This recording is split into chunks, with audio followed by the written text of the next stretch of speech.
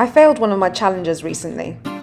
It got me thinking a lot about failure, why it's important to fail, what we can learn from failure, how we can build our characters to be more resilient. Why, if it's such a character building process, do we feel so rubbish about failing? There is a part 1 video where I go into detail about what the challenge was and how I felt at the time. Here is a quick recap. 5 reps each, 5 rounds, and that should be 25 reps of each exercise, so 25 pull-ups, 25 dips, 25 V-ups and 25 squats, and times 4, 100 reps every day. I train all of those things, squats, pull-ups, etc. But to do them every day religiously in so many reps, I just don't really see the use of it. And if I don't see the use of it and I'm finding it hard to keep to the challenge, then I don't really see a point of doing it. I wanted to use that as an example to make this video to show you that sometimes it's okay to fail, that failure can teach us so much about what we want. Sometimes negative feelings are good. If you ever feel jealous or envy of someone, don't sit with it and think it's a bad feeling. Really read into why you're feeling envious or jealous of an individual, and jealousy shows us what we want. So same with failure, I think. It was a time for me to reflect and show me what I really want. Fitness is such a great proxy to understand ourselves. If we can do physically hard things, we can bleed that into other aspects of our lives. It gives us evidence that we can do hard things. Failure is difficult because it's us pushing the boundaries and then realizing that we haven't achieved X, Y, Z. And all of those kind of negative thoughts that we have niggling at the back of our minds come up and resurface and remind us we can't do something, that we're not capable, that we're not worthy. And that's the whole point of hard things. They're supposed to be difficult. In the 21st century, in a lot of places, we live such privileged lives where we seek out challenges ourselves to make our lives difficult in a way, because I don't think humans thrive on comfort. So Nassim Taleb has a great word for this. He calls this feeling anti-fragile. In the science world, there's also another metaphor that we use called Hormesis, which was a way of describing fruit and veg that had taken a few knocks in its life. And it was something about, I can't quite remember the science, but a fruit or vegetable that had been knocked down a few times grows with more vitamins and is more nutritious for someone to eat. So look for the fruit and veg that are shaped oddly, that are a bit bruised, etc. And we can apply this metaphor to humans.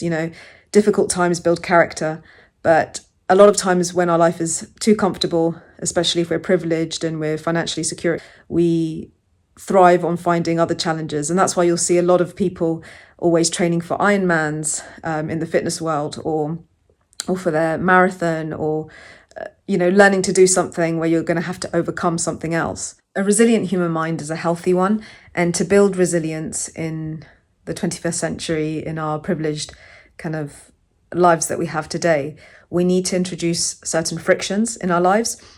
With modern technology and the way we live today, a lot of companies are set up, a lot of startups that I've seen recently are not to provide new services or products, but more so to reduce the frictions and automate systems and services that are tedious, bureaucratic, boring into our everyday lives, and then make them easier. Well, they say they manifest so that we can have more free time to do the things we love, but we end up taking up that time either by working more hours in the day or spending it more online on social media, and therefore not really helping ourselves.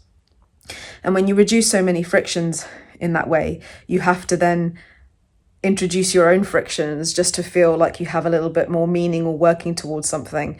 And a lot of people tend to introduce that by delving into fitness and trying to set themselves physical challenges to succeed in, including myself. I can cultivate and select so many things that will make me have the best sleep and be the most productive and put myself in a situation where I can excel at anything and be my best self, that sometimes I want to rebel against that. So for example, I won't name the product, but I see lots of adverts in the health and wellness space for a particular type of mattress that, can reduce my core body temperature so that I can get more REM sleep, etc.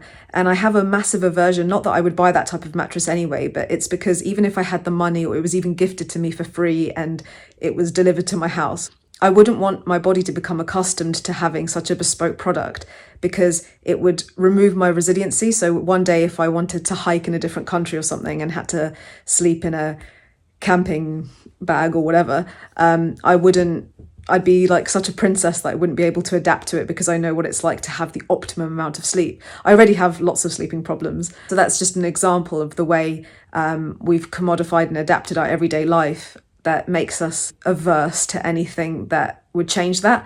With me personally, it's sleep. Whenever I travel a lot, I'm very lucky to have traveled all over the world. And one of the big things I get really scared of is the sleeping situation. And as I've got older, things have got worse. As I've become more accustomed and known what type of mattress I like and how I like to sleep and the temperature in the room, I just feel worse now when I go away. I feel like I can't deal with things that are out of my control as much.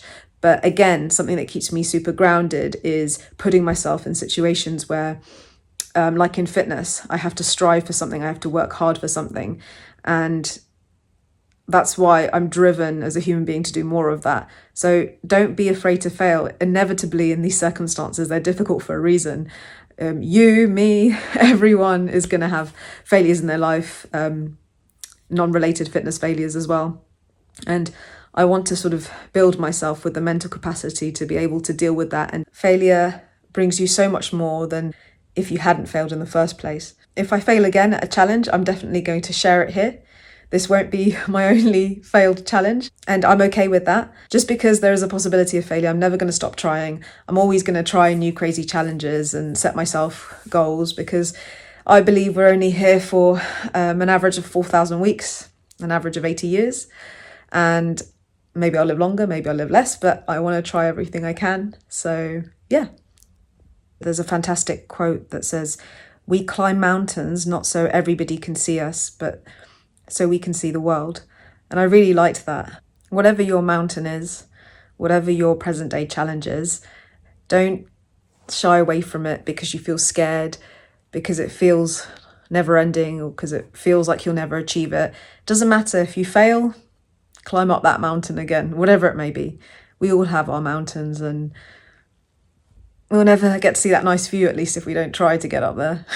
I find it really funny that my face is so pale in the winter and my stomach just stays brown. It never tans. I think I've got a really Caucasian face, and then the rest of my body is like really dark. It's really weird.